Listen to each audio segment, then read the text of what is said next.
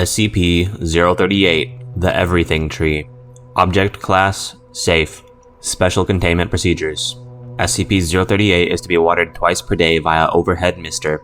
Should the mister break for any reason, attendants should water SCP-038 by hand until it has been fixed. Lighting is provided by a computer-controlled lighting array. Attendants watering SCP-038 by hand and maintenance personnel fixing mister or lighting should wear hazmat suits to prevent accidental cloning. Description: SCP-038 was found on an abandoned farm in New York in It was first thought to be a common apple tree. However, upon closer inspection, it became apparent that SCP-038 was growing things other than apples and, in fact, other than fruit. SCP-038 has the ability to clone any object that touches its bark. Objects begin growing almost instantaneously and reach maturity within a matter of minutes. A weight limit of 90.9 kilograms or 200 pounds per object has been previously recorded. Objects that SCP-038 has thus far cloned include apples, oranges, watermelons, eggplants, candy bars, snack foods, see Addendum Number 1, televisions, toasters, laptops, keys, see Addendum Number 2, chairs, wine, DVDs, CDs, see Addendum Number 3, cats, dogs, and people. Human and animal cloning through SCP-038 is not recommended as they appear to age quickly. The majority of these clones live, on average, 2 weeks. After thorough examination of the deceased clones, it has been determined that they had begun to ferment before death. Object is currently held on Site-23 and there are currently no plans to move it. Addendum 1. Dr. Klein has requested that personnel discontinue the cloning of items from the vending machines. See Document 338-1.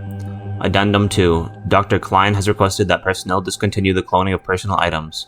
See Document 338-1.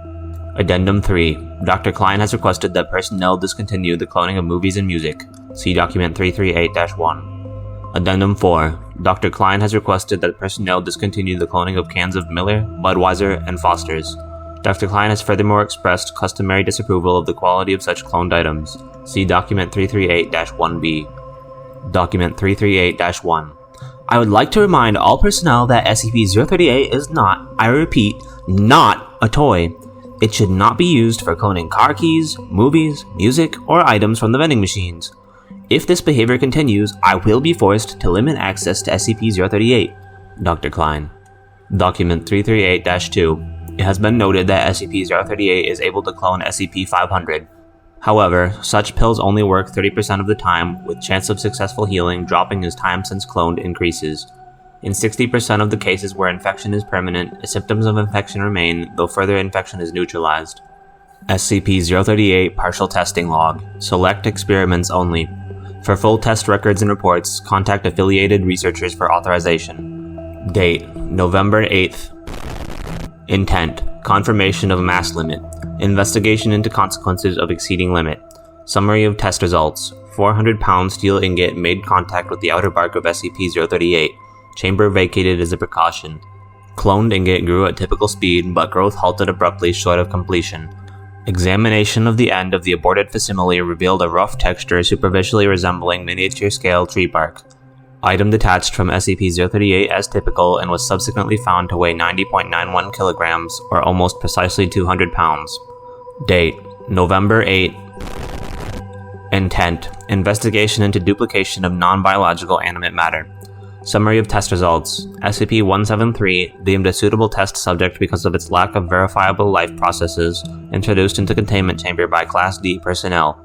Contact made with the outer bark of SCP-038 and SCP-173 returned immediately to containment.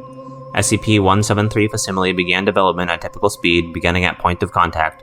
As consistent with previous results, growth halted at the 200-pound threshold, in this case terminating development after replication of the head, right arm, and partial upper torso. Class D test subject was ordered to break eye contact with the clone.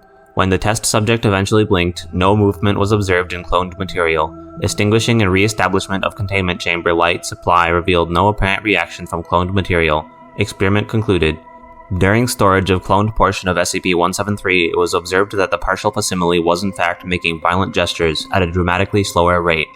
Movement was shown to continue regardless of state of observation. End file.